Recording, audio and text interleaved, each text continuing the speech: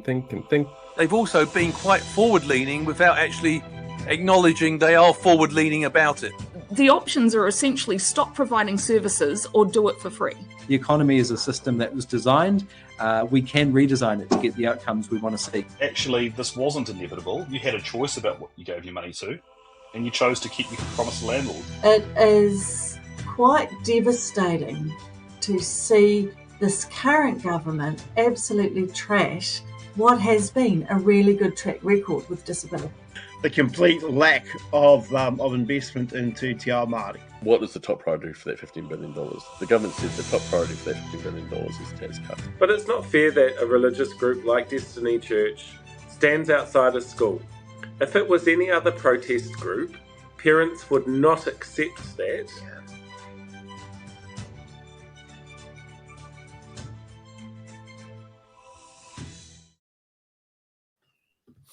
Hello, comrades. No, that's also someone else. That's not us.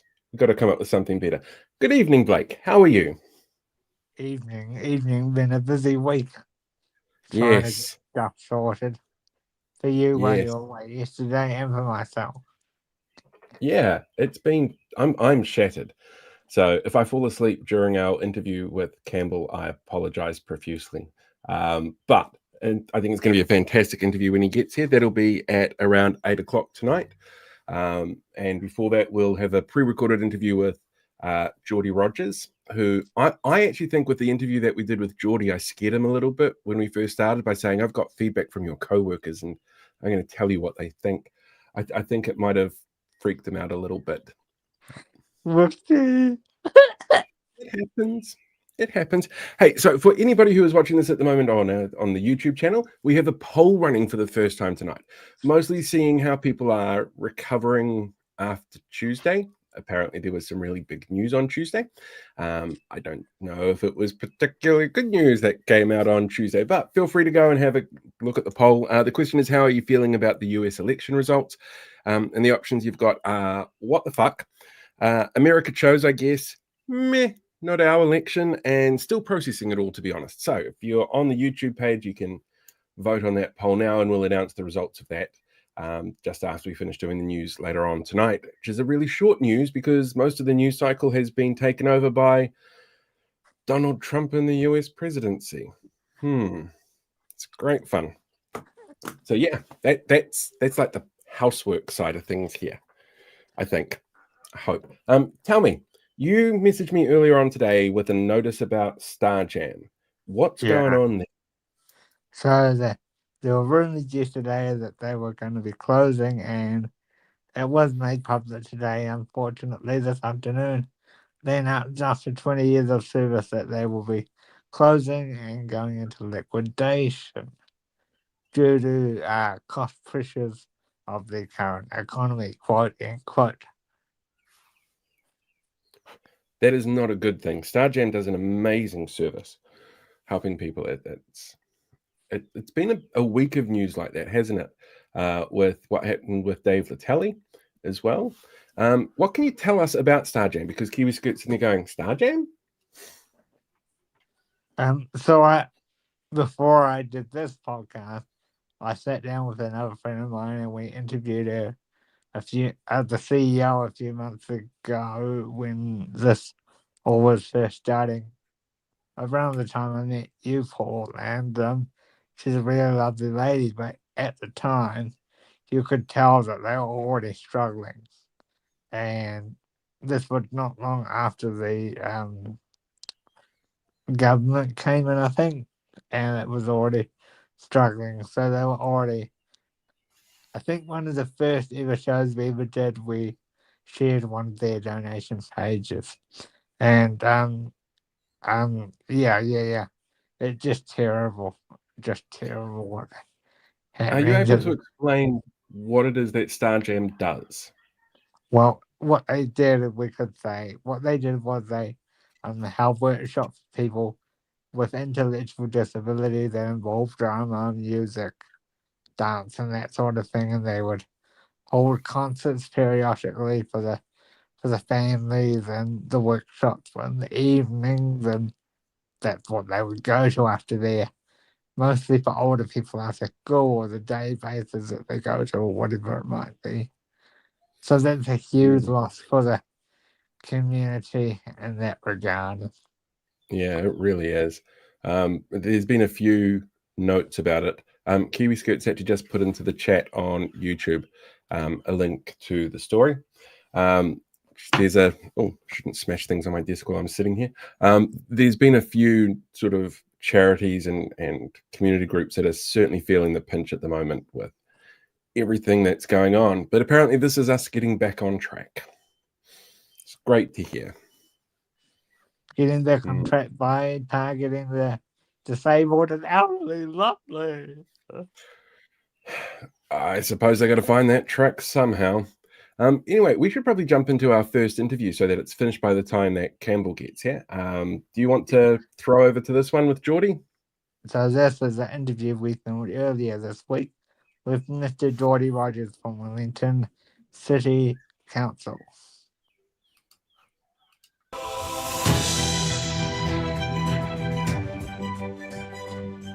Tonight we are in the studio with Wellington City Councillor Geordie Rogers. Welcome to the show, Geordie.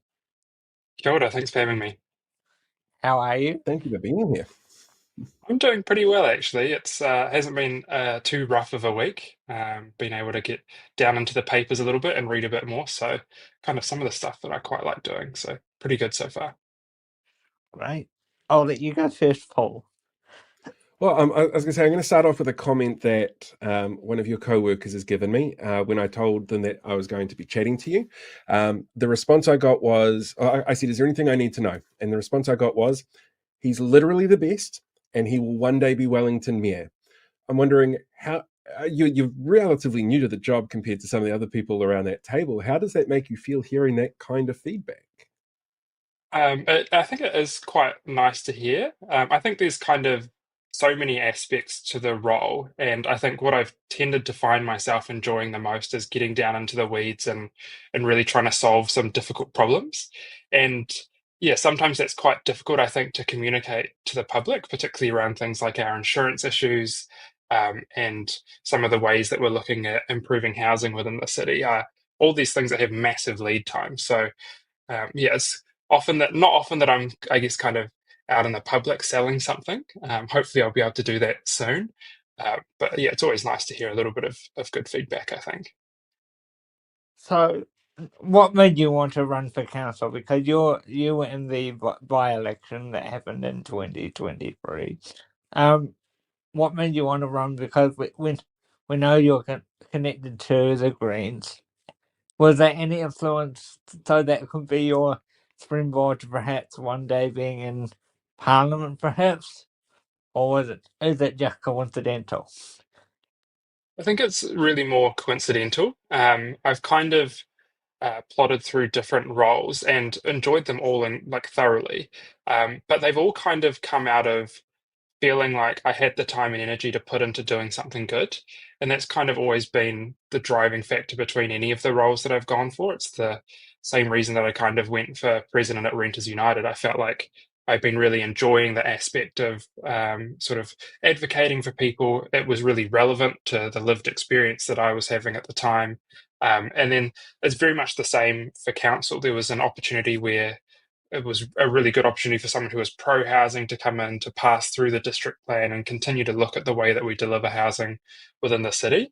And obviously with Tamitha Paul moving on to central government, really presented the opportunity for me to run for council. And that was also lined up perfectly because it came off the bat of within Renters United. I helped draft a policy around how councils could work in the rental housing space, and particularly around healthy home standards. And so being able to see actually there is an impact that can be made within local government is kind of what tipped me over the edge and thought actually this is a productive place to invest my time and energy. Yeah. Your profile was already a decent size going into that by-election. So were you, with the being at Renters United, so were you confident that that would help you in the election because you'd already been well known on television for your time at the Renters Association? Do you think you had an advantage in that regard? Yeah, I think it's a bit of an interesting question. I would say most of the time when I was door knocking or phone calling or at events, people actually hadn't heard of me before. I think I'm well known within particular circles. And then those people who had heard of me were kind of already decided about what they thought of me. They had already heard of me because they very much disagreed with my beliefs around renters' rights, or they'd heard of me because they agreed with it and appreciated the work. So I think it did have a net benefit going into the election, but I think there was still a lot of work to do in terms of getting my name out in the community locally and talking about some of the things that I was able to achieve and the things that I wanted to do. So I think it did help, but probably less so than I would have thought going into it. Yeah, it was a bit. It was a nice humbling experience, I think, to be reminded actually you do a lot of this work. Sometimes you're on the news and you feel like you've really made it, but actually when you talk to people and talk about what really matters to them and start thinking about, okay, how can I make a meaningful difference to that rather than just sort of being the person who speaks at government. It's a whole new reality. If it's any consolation, I knew who you were, so because That definitely watched- does make me feel better. Yeah. I watched a lot of renters related stuff. Anyway, do you have anything else you want to talk about, Paul, right now? I've got a million questions, and half of them probably I'd have to cut out anyway because that's just how these things work. I'm actually very curious to see how you guys are going with your plan redress after everything that happened over the last month or so. Simeon stepping in and in many respects feels like he's overstepping the mark in terms of his line for actually getting in an observer. But I'm guessing that that's adding pressure to what you guys are doing. Does it feel like there's added pressure? And how is that process actually looking at the moment from the outside for people who are kind of curious as to what the next steps are? Yeah, I think there's definitely a different mood around the table, kind of depending on what sort of councillor you are and sort of the way that you work. I think um, while I do think that there are elements of as Simeon's reasoning for installing an observer being perhaps out of line, I can see for the council as a whole some benefit in having an independent person there, as long as they're kind of not installed in it as a narc, but rather installed in as someone who's independent and wants to help the council and the council as an organisation work together.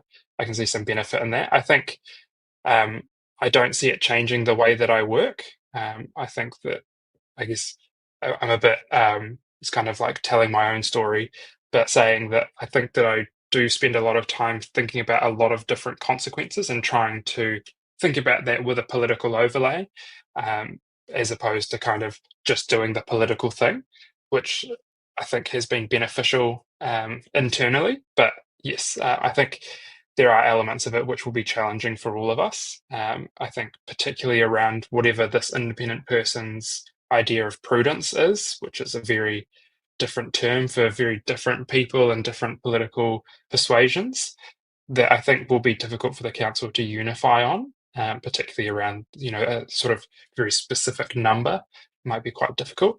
But I think with the way that we're working, we are actually working quite positively towards a direction where we are thinking very hard about what is the most important things to do right now and what can possibly be put off for a couple of years, particularly while we get over the hump of investment in water infrastructure. Water infrastructure is a big one for Wellington. It has for many years being an issue. Underinvestment from council after council after council. How, as somebody who lives in Auckland, I don't have to deal with the flooded streets that you guys do, but we hear about it in the news a lot, and we hear in the news cycle lanes are evil and destroying the CBD.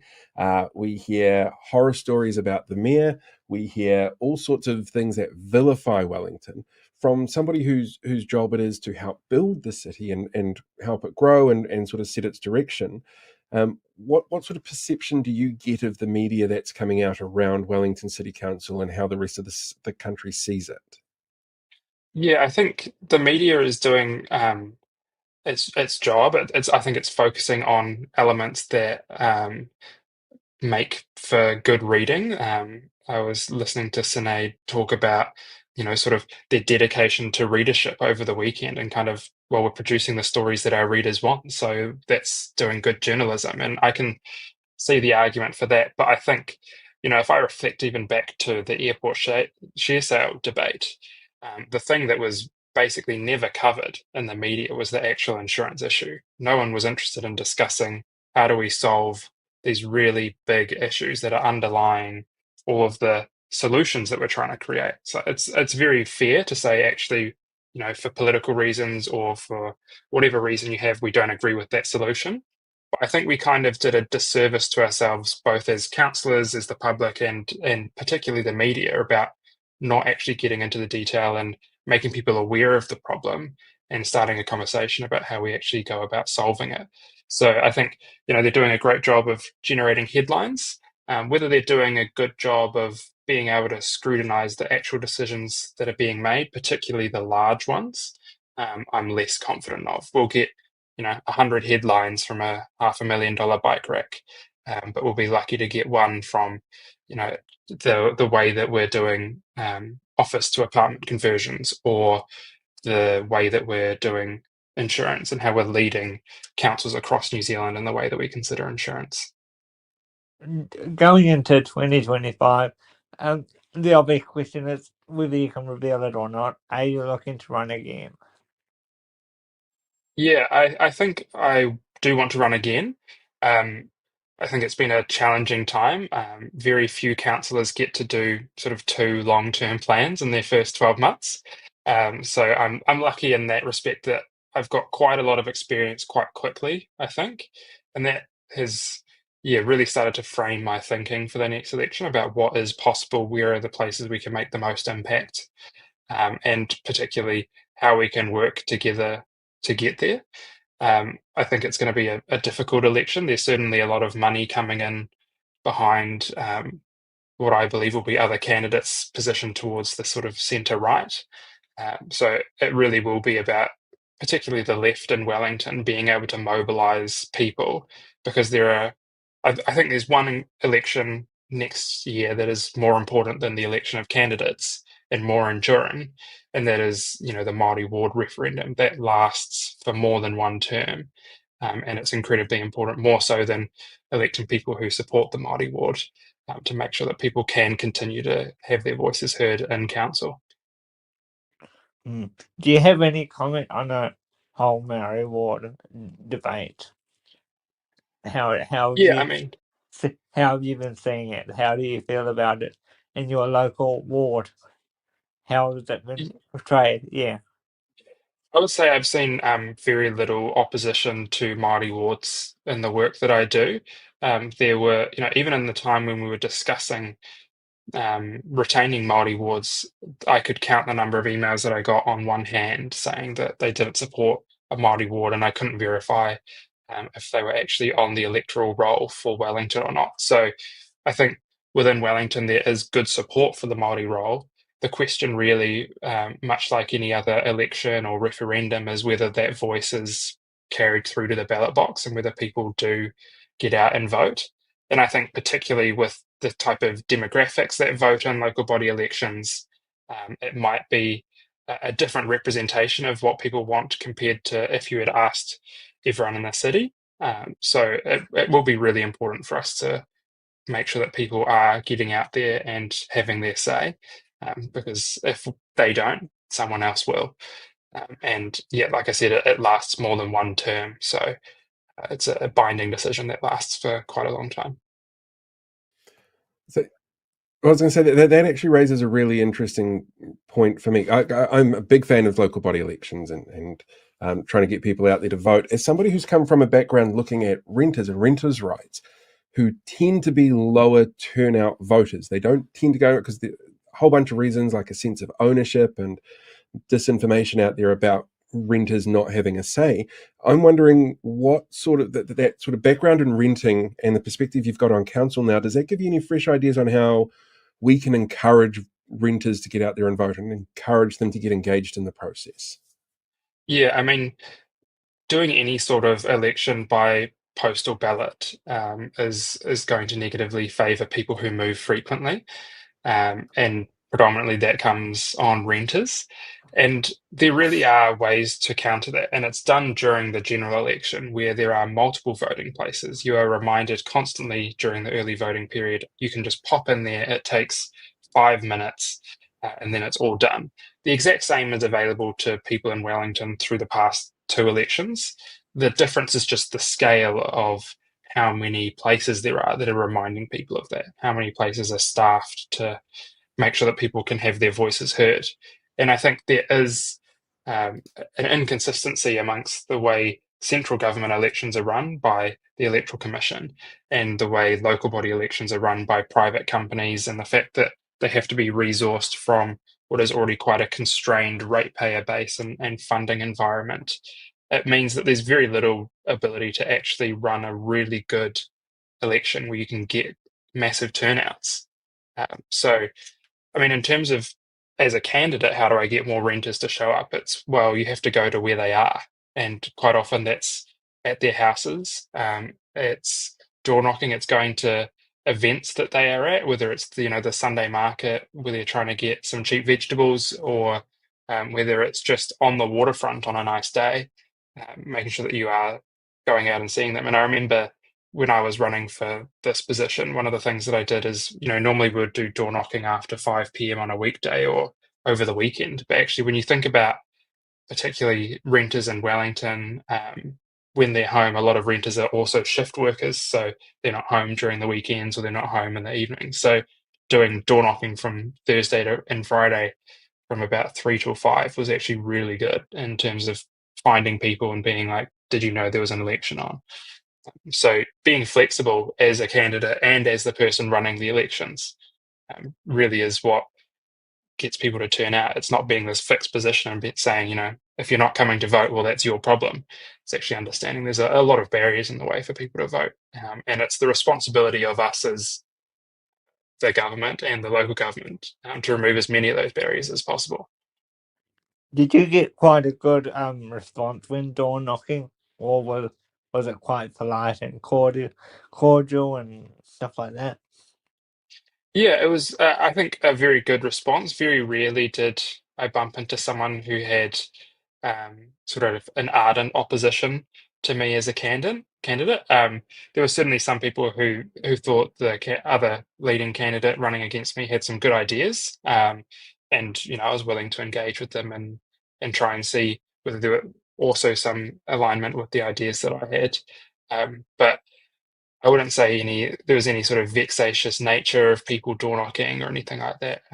By and large, we were door knocking places that we knew were amicable to Green Party views anyway. But even at the sort of public forums and things like that, there was actually quite a lot of alignment amongst the community and the values that I was speaking about, and all of the candidates really. So it did end up being quite a close count in the final vote. But yeah. So you got it after the between the prelim results and the final results, didn't you? Like there was a swap there between the prelim announcement and the final announcement. Yeah. So it was all down to special votes finally being counted and validated. So from the original count to the on the day count, there was a significant increase in the number of votes that I got, but not quite enough to put me in the lead. And I had done some calculations with some other people, and I think the odds of me going from second place to first place from preliminary to final was around 60%. So I was cautiously optimistic for that couple of days. And then just managed to sneak through on the final vote. Very tight. Very, very tight. It was, a nail biter. And I'd hate to be in your shoes to have to go through that. Yeah, I think that's one of the things you have to prepare for when you go for an election is the fact that you might not win. And I remember, standing in the room with all of the people who had door knocked and phone banked and having to say, that the votes weren't there on that first day, and then being able to contact them later and say, actually, the work you did, it all came through and the strategy played out because it was all about getting those special votes, people who wouldn't otherwise be voting, turning out. And that was, all, I think, testament to the work that people put in, the hundreds, possibly even thousands of volunteer hours that went into the campaign to actually get me elected. So I'm incredibly grateful for the amount of time that people put into it. Is there anything you would improve from your last campaign to this campaign you're about to head into within the next year? Yeah, I think early on we were looking at the environment and we kind of made a calculated decision to not do any core flute. So those big sort of posters that people put up in their windows or you put up in the public areas. And that was kind of because it was over summer, it was a really short period of time, and core flute is actually quite expensive. And I think, perhaps in hindsight, that might have been a slight miscalculation, particularly in the central city area. The other candidate had quite a few posters up. And I mean, posters are one of the least effective ways to campaign. But when you have the other candidate with posters everywhere, and people who traditionally represent Green Party values, kind of not realizing that there is a Green candidate through a lack of posters, it does start to become a problem. So yeah, sort of towards the end, we were scrambling a little bit. We ended up doubling our sort of number of posters that we had in Phantom, and I can't remember the other provider off the top of my head, but those were around sort of the dairies and things like that. So it was a bit of a last minute push and effort into that. So I think we probably would be doing a more visible campaign this time. So it's definitely something I've learned. I'm kind of curious what's changed in your city over the last, well, let's say 13 months. Something happened like 13 months ago that definitely shifted the mood of Wellington. Since that time, you've had 6,000 civil servants lose their jobs, and you've got the highest increase in people on unemployment benefits of anywhere in the country. From a governance perspective, as somebody working in the local council area, how does that, if at all, impact the way that you plan ahead for the city, or the decisions that you go through and the processes that you make to make those decisions? Yeah, it certainly makes it a lot more difficult. A lot of the assumptions that were made earlier on don't necessarily pan out anymore, which is why I think it was good to be able to reset the LTP when we did, where we were able to change some of those assumptions and think quite critically about, are we actually going to get the economic growth that we thought we were going to at the last long-term plan? And particularly with the number of job layoffs, the stretching budgets, the constrained budgets, I should say, that people have, where you're not paying for fuel to come into the city as much anymore. You are probably not taking the train on a Monday and a Friday and just working from home. And I think it's been a change to the way the city operates. By and large, we still see those people in the city, but they're working in a slightly different way. So there are other businesses that are benefiting from that. I think of Dough Bakery that's just opened up in the suburbs in Ngaio, and other places like when I used to live in Island Bay, Betsy down there, which is kind of like a bagel shop. All of these places with the sort of work from home environment are creating these really beautiful suburbs that are sort of thriving throughout the day when they might have traditionally been quiet. So I think while there's a lot of difficulty, there's also a lot of opportunity that comes with it, about making our suburbs, people focused again, as opposed to just a place you sleep so that you can drive back into the city. There's other complications that come along with an election, like the change of funding priorities. So it is more difficult for us to fund things like cycleways and bus routes. But there's still a very strong desire from the public that I've talked to keep delivering on those things, because they've seen the benefit they have either for themselves or for other members of their community. So it'll just be a matter of asking the community, how much do we pay for it now? How much do we delay? Because there's still a desire for it. It's just a matter of when it gets done, really. I say I should probably wrap up there, or I'll keep you here all afternoon. No, that's all good. I don't have anything until 12, so I'm super easy. Nice for some. Thank you for joining us on the show, Geordie. It's good to see you again. Likewise. Thanks very much for having me, and great to see you both. I better unmute everybody. I'll unmute you as well. You can talk if you want, instead of me just silencing your voice. How good was that? I really enjoyed it. He's a really onto it, very smart, very hardworking councillor. So I was very impressed. I would like to see, though, a lot more people inspired to be a bit like him when it comes to the council elections next year. The average age of council is still quite high. We don't see a lot of young people running for it. We also don't tend to see a lot of people of color. We also don't tend to see a lot of people who fit into a whole bunch of different minority sort of markers. So I think it would be a really good thing if people are out there thinking about running for election. I'm going to say, do it. Do it. Is our next guest here? Not yet. That's why I'm filling and making noises. Otherwise, I would have introduced them. Before I yak on. So I just wanted to say that I find it mind-blowing that Geordie doesn't rate himself because he's a phenomenal talent. And if you're watching your interview back, please know that you are so good, Geordie, and you're going to go higher than you think. The fact that you nearly didn't run is mind-blowing. Yeah. Oh, did I tell you guys who it was that actually said those comments about him at the start? Which councillor it was? No, you didn't, but of course I know. Oh, yeah, so that was Tori. Tori Fano mentioned that about him. So she's obviously got very high hopes for him in the future, which I think is high praise until stuff hears about this and then somehow misquotes her out of context for something I've said as secondhand information and then complains about bike lanes. Because they're really good at that.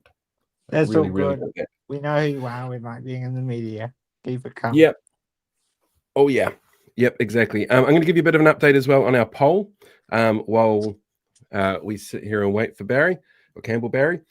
We have 21 votes. And remember, if you're on the YouTube page watching this, you can vote in the poll. It's the first time we've run a poll to see what it's like. So far, we have 52% of respondents asking what the fuck happened in America on Tuesday. 55% of respondents with 22 votes. So it feels very when it comes to these kind of things. People are a little bit stressed about it for all sorts of reasons. It's not good. Not good, damn it. What did you actually watch the election results? Oh yeah, I watched it while you were getting ready for your trip. Oh yeah. It was. I think I turned off the TV around 2 or turned off. Who was I watching? Brian Tyler Cohen.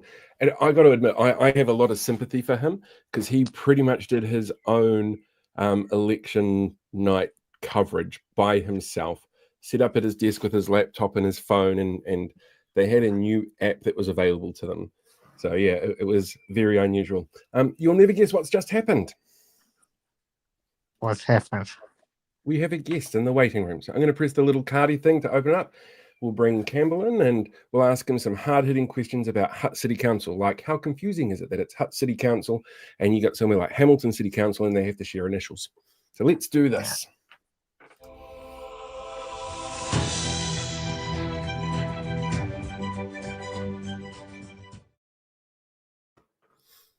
Oh, see, now I do all that and he's just gone and turned his camera off and his microphone off. Oh dear. Kia ora, Campbell. Hello. I was a little worried there because, like, Kia ora. the screen How are froze you? just as your thumb was up next to the camera, and I thought you had Chris Luxon in the room with you. No, not quite. Not quite on a Friday night. Sorry about that, and sorry if I'm a little bit late as well. I was just having some challenges in joining in. Happens all the time. What are you up to on this Friday night? Well, I just got home from the Gracefield School Gala, which was exciting. First gala they've ever had, and yeah, great turnout out there. And I always say Gracefield's one of our best schools here in Te Awakarangi, Kitai, because it's a real reflection of all the different communities that make up Lower Hutt. So it's really, really diverse. So they did a great job, and just got home probably about half an hour ago. Had some quick dinner, and now with you guys. Do you ever get a break? Oh, I do make sure I've got some decent boundaries in on weekends. So Saturday afternoons and Sundays, I try to keep pretty free. But the rest of the week can be carnage sometimes. But if you enjoy your job, it's not really, it doesn't really feel like work. So that's where I'm lucky. Okay. I don't know how much of the conversation you heard before you came in, but I want you to weigh in on something for me if possible. We were just trying to encourage people to get out there and look at running for council at the next local body elections, because as you know, there's these elections coming up next year, and a lot of councils seem to lack diversity in voices. I'm wondering what kind of advice you'd give to people who might be considering doing that. Yeah, a really good option is to talk to people who are currently councillors or have been councillors in the past, and particularly if you're a younger person or maybe represent a group which isn't strongly reflected on councils, or on your council, there is a lot of good people you can reach out to maybe in neighbouring councils as well, to give you an idea of how things work and whether it's something that you would be interested in putting your hand up for. So I would say that's a really good first step. And talk to as many people as you can as well in your local community about whether they'd be willing to support you or what they think you could do as well, as a good first step. And it's certainly what I did when I first stood back in 2010 for the Wainui Community Board. So 14 years ago, even though I look so beautifully young still. 14 I was going to say, you haven't aged today. That's right. So. Any questions there, Blake, before I take over everything completely again? Well, first of all, hello, Campbell. It's good to see you. Good to see you, Blake. And so, how are you heading into this critical election campaign sort of time in the next few months? How's it feeling around the council? Yeah, it's sort of once you get to that sort of 12 months out, it does start to feel like it's next, tomorrow. And people's sort of attitudes and approaches do change, and it's something we need to be aware of as a council. So I'm really fortunate in our council that it's pretty stable at the moment. We've got a heck of a lot of good people around the table who are working really, really hard. But I'm sort of I'm absolute realist that come next year that people will start to turn their minds to what that means and how they look to position themselves on certain issues, and that's to be expected. But I think we're in a pretty fortunate position to that we haven't got any major gnarly issues coming up in the next wee while, other than the sort of things that local government's having to grapple with across the country. Which is positive. We do have our treatment plant, which is causing some headaches at the moment with its odour issues. But other than that, things are going pretty good in the Hutt. Yeah, you seem to be having a better time than some of your other neighbours around you. Certainly less scrutiny, I would say. So just to, I think there's a huge amount of scrutiny on Wellington City. It's been our largest city in the region and our capital city. So I always do say that if that same scrutiny was applied to all other councils, they may also feel some pressure and have some issues raised. But I think we are quite fortunate to have a pretty well-functioning council and a lot of people who are sort of on the same page and what we're trying to achieve, which is good. Yeah, and you're pretty vocal, especially in the last couple of weeks, that you'd like to see some of the advice released. Do you still feel that way? What was that? Sorry, on the. So you were on the news saying that you wanted some of the advice to be released. Yes. Yep. From this whānau, do you still feel that way? Yeah, absolutely. I think it's important for all of local government to understand what the minister based his decision on. I'd be really interested to see if the officials that advise that a Crown Observer was necessary or should be put in place, or whether he's made that judgment call himself, because it does set a certain standard and a precedent for potential future ministers or even himself on whether he intervenes in other councils. And I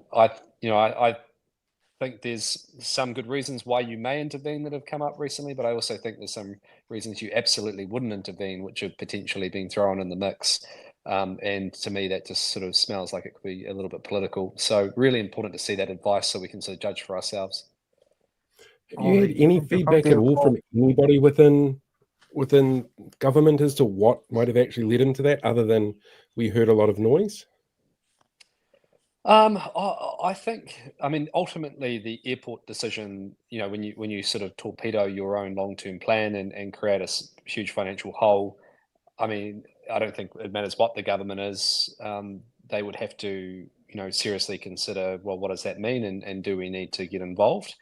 But if you look at it this way, basically what they have done is force themselves to do a long-term plan amendment. That is not uncommon in local government for a range of different reasons, even if it is a few months since you passed it. And now, there is no impeding financial doom coming for the council, because the sale was always, if the sale had gone ahead, it would have taken some time to actually process. And what they would put that money towards would be a long-term investment as well, and what they were looking to do.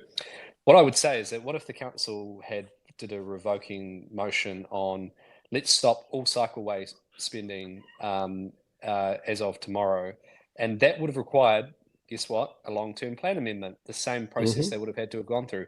But I guarantee you the government wouldn't have gone, oh, you've just torpedoed your LTP in a different way. We're now going to have to consider a Crown Observer. So it will be really interesting, the advice that actually does come back, because it shouldn't be, government shouldn't be intervening if they simply don't like the politics or the policy positions of a council. And I think that's, I really want some clarity on that for the benefit of local government generally. Before we move on, go on. Before we move on, have you spoken to the Minister, Campbell? Yeah, I spoke to him briefly on a different topic, and this did come up, and he's pretty confident in his position and sort of the position he's decided to take. I said, oh well, we'll just wait and see what that advice says, and then go from there. Okay, go ahead, Paul. Well, I was going to say, this is the decision on Wellington City Council is certainly one example of government stepping in. You've got the Māori ward referenda coming up. There's another example of the government stepping in and saying, we're not happy with how councils have gone and done with things. How hard hit was Hutt City by water infrastructure's return when the new government came in? Yeah, so it won't be unknown to anyone who follows me that I was a very strong supporter of the previous government's reforms. I am like knee deep in the detail on water reform and what has worked internationally. All of the evidence points to scale, and the ability of cross subsidization, particularly for smaller communities. So I got incredibly frustrated with that debate, because the smaller councils who were the most vocally against are the ones who will benefit the most from that reform. So, but I also I'm not naive to the politics of what happened, and so that's kind of my position. I thought the government might go, actually, if we look at it, we kind of understand that their model probably is the best when it comes to affordability and actually getting the investment out the door. But they didn't take that approach. They may have got rid of co-governance and a few other things, and then continued with sort of Labor's reforms. They didn't do that. They literally threw the baby out with the bathwater and started back from day one. And that has been really frustrating. My approach is one of trying to be reasonably pragmatic. We'll work with the government. They were ultimately elected on that mandate. We have to respect that. So we will do the best we possibly can with the cards that have been dealt. And I've been trying my best to try and get as many councils within our Wellington region together to form some form of council-controlled organisation, knowing that scale will benefit all of us in the long run. But I suspect what will happen is everyone will start to entrench into their own camps. We might get the metropolitan councils, Upper Hutt, Lower Hutt, Wellington, Porirua, working together, but the wider upper will probably go off and do their own thing. Same with Kapiti and Horowhenua. And from what I'm hearing around the country, councils are, if they're not going to be forced into it, they're going to look back at the easiest political option, which is a CCO with their own council, or maybe one or two councils, which just won't work in the long run, and is incredibly frustrating from my point of view. Do you find, actually, not being from the region, but there seems to be a feeling that I get when I read media about the talks of a super city in Wellington, that Wellingtonians aren't really keen on it.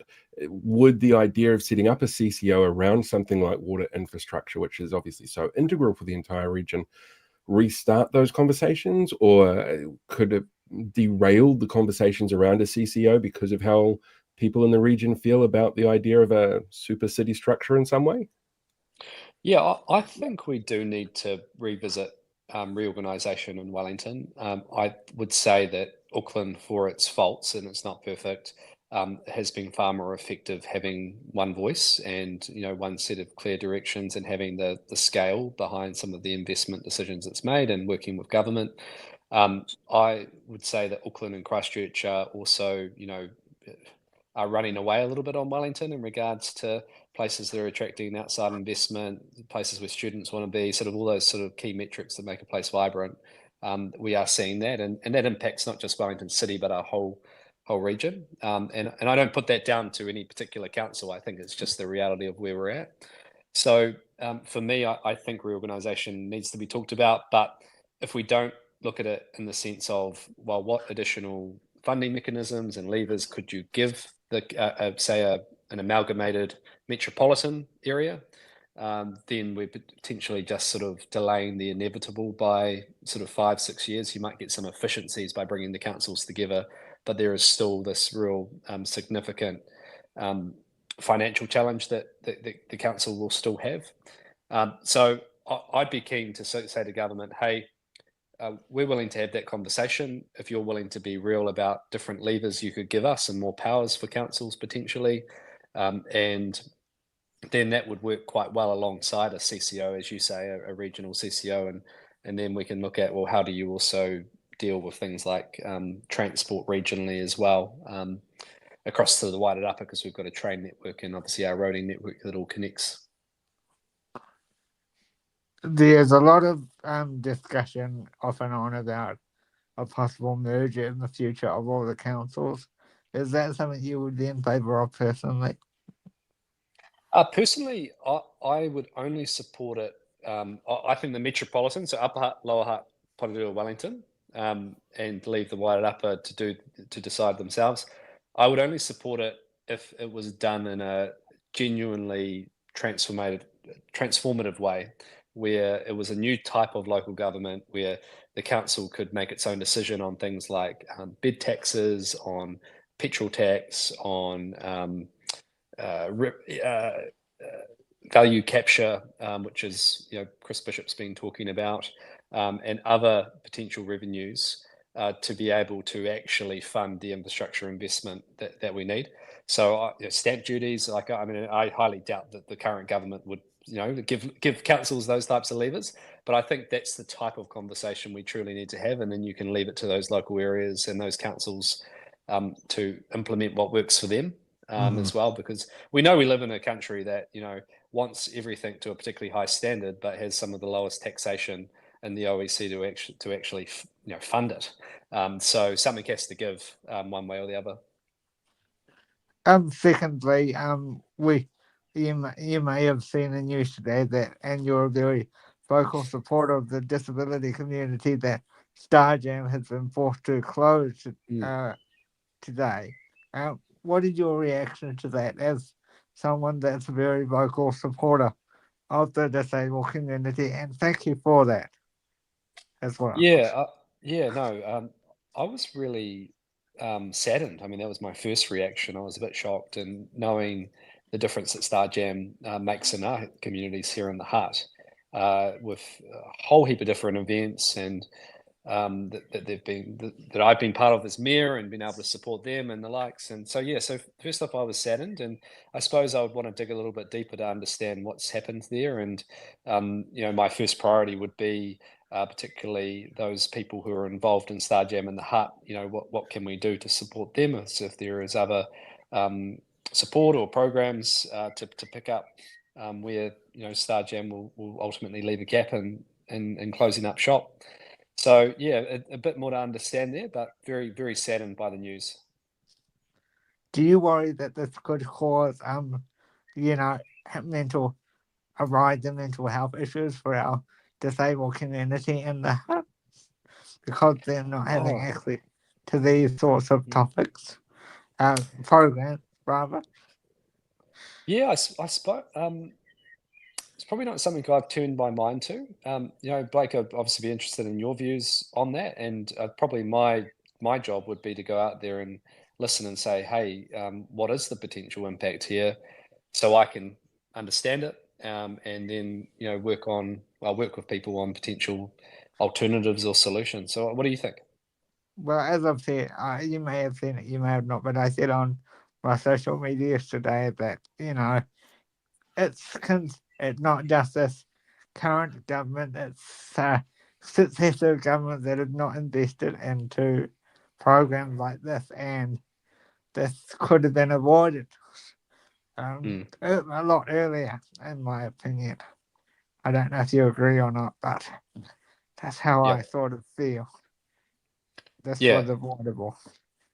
Yeah, and I think it's a good point of kind of the approach, and like you say, it's not a particular party often with these types of things, right? It's actually successive governments and how they approach with their investment, and it's the same for us in councils.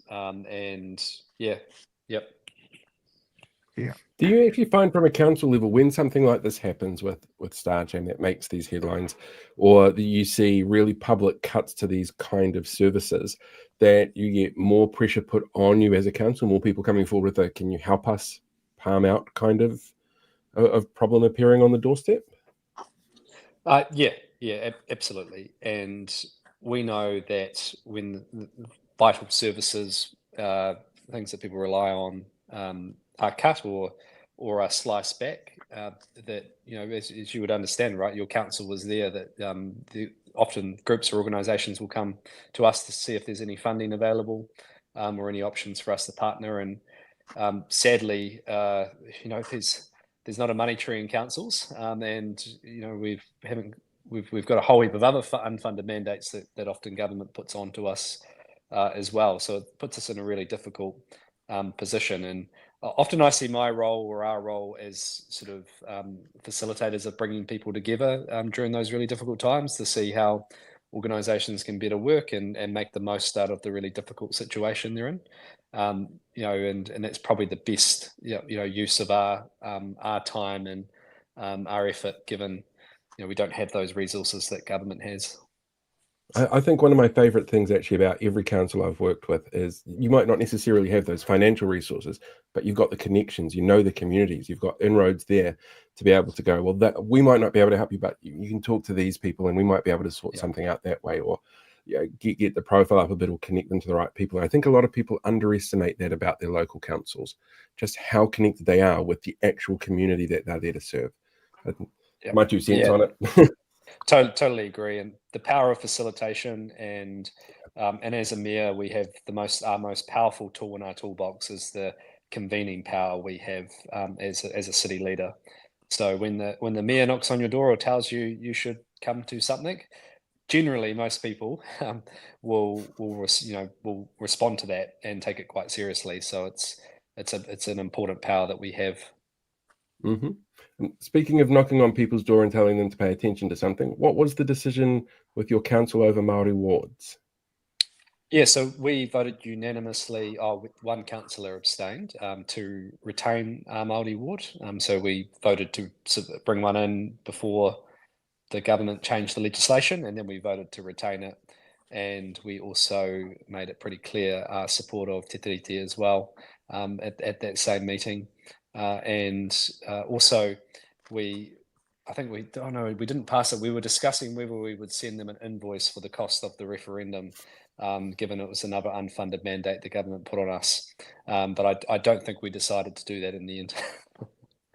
I've spoken to a couple of our local body people since that decision, and a lot of them are thinking along the same lines. Who do we send the bill to? Do we have to do it? What's the punishment if we don't do it? There seems to be a very wide open interpretation of what you could or couldn't do, but a very definite, this is something you have to do from them. Yeah, there was some legal advice which Taitura, which is the sort of organisation which supports the council officials across New Zealand. So we've got LGNZ sort of for the elected wing councils, and then Taitura for the officials. And they got some advice which basically said you've got no choice, and worst case scenario, if you chose to ignore the law, they could look at intervention. And I suppose now there's a track record there with the minister that that may be something they'd seriously consider if you just said no, we're not doing it. Who do you send the bill to anyway? Yeah, it's good. That's a good question. I thought you just email it straight to the minister, I think, or maybe even straight to the Prime Minister. So he is very wealthy and sorted, so he might be able to pay it. Yeah. And the invitation's still in the inbox, Simeon, if you want to be on this program. Yeah. Simeon has to learn how to read email first. I'll let him know next time I see him, Blake. So yeah. It'd be great to have him on there. Do we have any questions before we let Near Barry go? So I have one comment that's actually come through really specifically for you. That says, here's a scoop. I overheard a Jackson Street restaurateur, and I don't know how many restaurateurs there are on Jackson Street, are planning to oppose you with the position of food trucks at the beach. Are food trucks not allowed at the beach at the moment? I've heard Jackson planning to oppose you with a position of, or is that?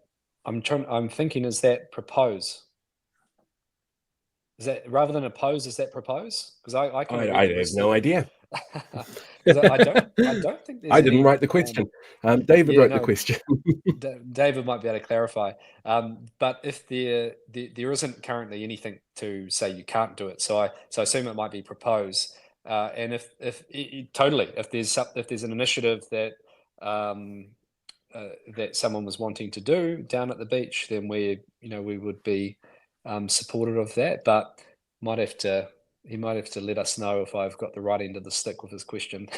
No, apparently don't. David has just sent through this comment. Oh, oppose you running as mayor. Oh, gotcha. Oh, bring it on. No, I love a good contest. So no, absolutely. I think so. Is that more the merrier. confirmation that you'll be running again next year? I have to talk to my wife and get through Christmas first, but there's still lots to do on the Hutt. Yeah. Are you considering it at least?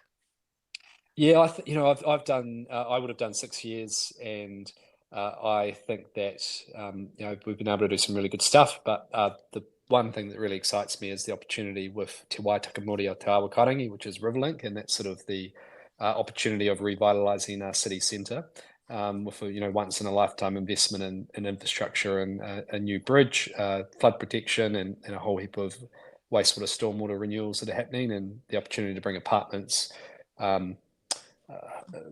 restaurants, bars, and also some industry into that CBD area, which has always struggled to kind of find its mojo since it probably lost it in the 1980s. So still quite a bit to do, which I'm excited about.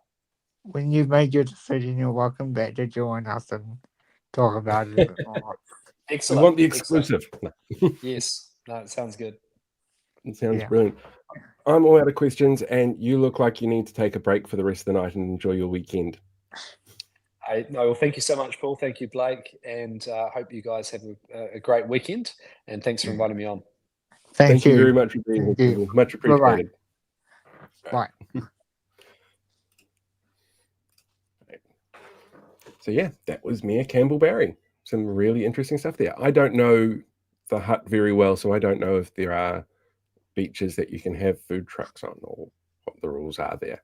But it's I'm going to answer this question real quickly from Ian, who wants to know what the symbol is after David Thompson's name. That symbol comes from people who are members of the channel on YouTube, which you can find on there's a membership tab on there somewhere, and once you become a member, it gives you that little symbol, and you get like little there's emojis that you can use. You might have seen something like I saw the Obi-Wan emoji pop up before, and I think you get little colored stickers depending on how long you've been a member as well, and then you get like some exclusive stuff.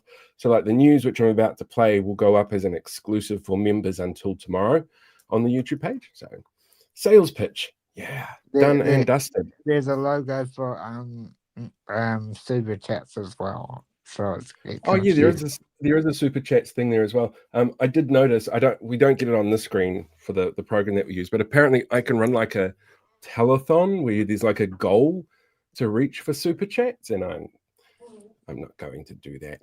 The problem I have with super chats, though, is on this system, is that this is all we see come up in the chat when people use the custom emojis. But this is a picture of oh dear.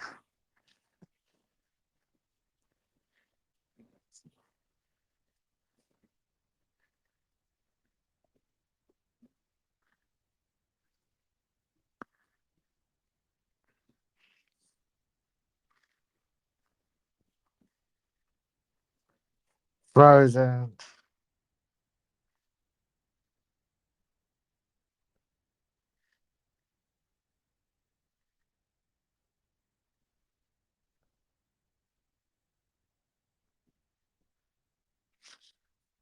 So when Paul comes back, what shall we do? So my petition is still going, so you can see that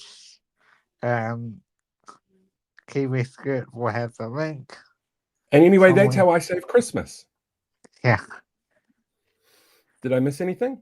I had to work out if I was still on. That's fine. That is very fine. I do apologize. I don't know what happened. Everything just started spinning, and then it was all like, the horror, the craziness. Very, very strange. I'm going to hide that comment. It is 8:31. So we're going to play the news, which is, as I said at the start of this, really, really short, because there's only one thing that's actually been on the news this week, and it does get a really brief mention in this, and I apologize, but then afterwards we will have a look at the results from those polls, or singular poll, and see how people are feeling after Tuesday. So yeah, I will do my best not to leave anybody unsupervised, because that's when mess gets made, and I don't like cleaning up the mess. All right, let us jump in, go present. Now all the video files aren't there where I expected them to be. That one there. Brilliant. Looks like your video file doesn't have a video track. Well, that's new. Oh dear.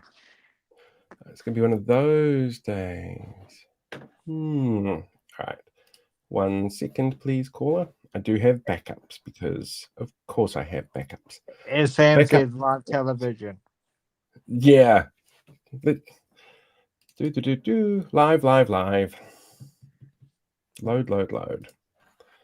All right. There we go. Hello there. Kia ora, and welcome to this week's news. The worst people you know are celebrating this week since, in the United States, former garbage truck driver and McDonald's fry cook, Donald Trump, seen here with a Kamala Harris voter, became the first felon elected to be President of the United States. In response to the news, America's closest neighbors, Canada and Mexico, have decided to build a wall and make the United States pay for it. President-elect Trump has already named his chief of staff his former campaign manager, Susie Wiles, and because they can't read, Trump's New Zealand-based supporters were shocked that he would pick a noted microbiologist who has worked with Cinder for the role. Renewed calls are being ignored by Police Minister Mark Mitchell, seen here finding police raids on gang pads may have left children unattended in their wake, to honour his promise to resign if law and order wasn't restored under his tenure after new figures revealed an increase to gang numbers and a decrease in police numbers. Police announced an increase of around 90 new gang members to the watch list that they have, with the loss of about 80 police. Said Mitchell, well, even though we used that list ourselves in the election to hype up gang numbers and make it look like there was a massive increase of them, we have been told that they're not actually police tracking numbers on gangs, but the people who have known associations or contacts with gangs. But the fact that voters didn't care when we did that means we can get away with it now. Children's Minister Karen Chow, seen here storming out of an interview in anger with Tova O'Brien when asked if children in boot camps would have physical force used against them, has this week admitted that Cabinet has agreed to allow instructors at boot camps to use physical force against young people in the boot camps, making the instructors the second group behind the police to be permitted to use physical force in the line of their roles. When asked if this increases the risk of a repeat abuse, as seen in the recent Abuse in State Care report, Chow said, well, isn't that the plan? Social Development Minister Louise Upston, seen here watching as a family has their accommodation supplement denied for the third time, has been warned about bringing in work for dole sanctions by the ministry. Research into previous times work for dole measures have come into place have found that they actually hinder beneficiaries' ability to find work by limiting their available time, and often results in them working for below minimum wage as benefit levels are so excruciatingly low. So expect to see that rolled out sometime in 2025. The Free Speech Union is hailing a decision by the New Zealand Police to pull back on perception-based standards to identify hate speech, and instead focus on events themselves that imply significant risk or harm. The Free Speech Union has long promoted their belief that all speech should be permitted no matter the risk that it poses to minority groups. In other completely unrelated news, a 19-year-old has been arrested this week for a deliberate fire set in a Newland mosque earlier this week. Data released this week shows the New Zealand unemployment rate has risen to 4.8% nationally after a series of decisions from central government, which has seen thousands of civil servants put out of work and forced private enterprise to do the same. The impact was seen more in places like Tāmaki, Makaurau, Auckland, where the rate was sitting at 5.2%, and Māori, Pacifica and young people were disproportionately represented in the new numbers. Said Prime Minister Christopher Luxon, "Remember, now you're unemployed because of us, we expect you to meet your WINS obligations." The ACT Party are this week celebrating a global interest rates decrease which impacts New Zealand consumers, having reached a 2-year low, helping, they say, to ease the cost of living crisis. In other completely unrelated news, Stats New Zealand this week announced the cost of living has increased 3.8% over the past 12 months. The main drivers for these increases were interest payments, rent payments, insurance payments, and the increased property rates and council service costs. And finally, a Green Party bill drawn out of the biscuit tin of democracy would protect New Zealanders' abilities to use copyright materials for parody and satire across various formats and includes memes. This bill is essentially an updating of our current privacy laws to match those of international standards.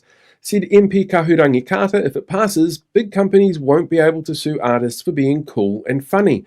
And this should garner support from across parties, because worrying about being cool and funny is definitely not something that bothers the current coalition government.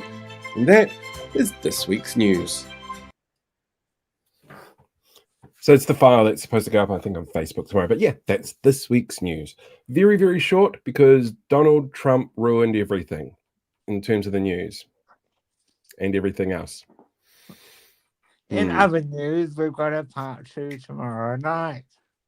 Yes.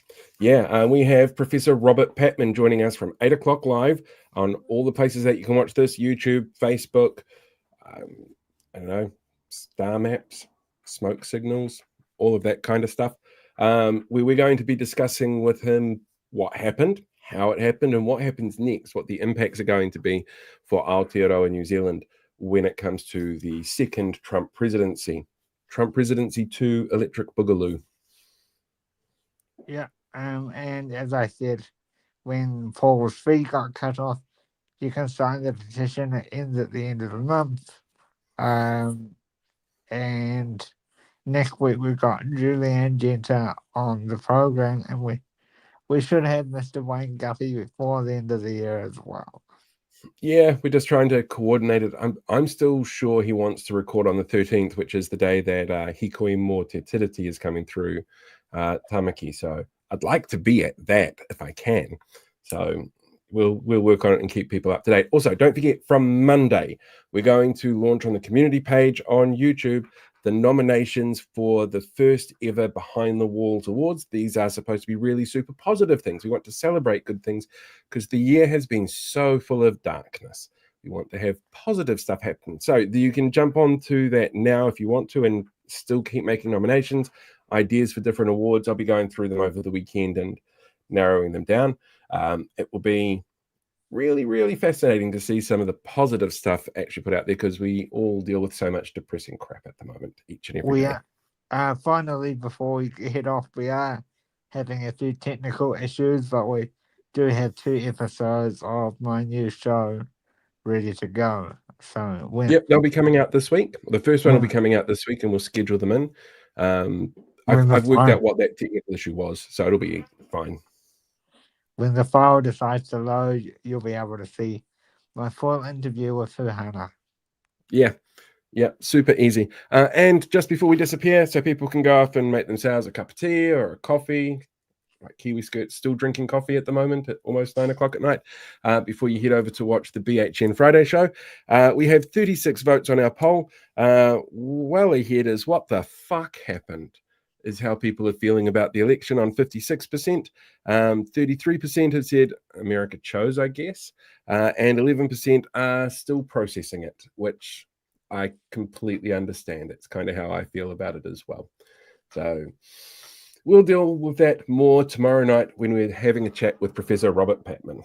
Bring your popcorn, bring your questions. The live chat will be open. He'll be answering lots of questions. So please bring your questions and Absolutely. listen to our amazing friend of the channel, who's Exactly. always very knowledgeable every time we catch up with him. He is a very, very big expert on these things. That's why we love talking to him. Right, I'm going to go and make myself a drink and climb into bed and watch BHN. We'll see you tomorrow night with Professor Robert Patman. Until then, good night, and we'll see you later. We've just had this quick question come through. Arty Farty, 8 o'clock tomorrow night, 8 p.m. So when it goes dark, I guess, when the sun disappears. So yeah, 8 p.m. tomorrow night. All right. Ka kite anō, everybody. See you tomorrow. Bye-bye.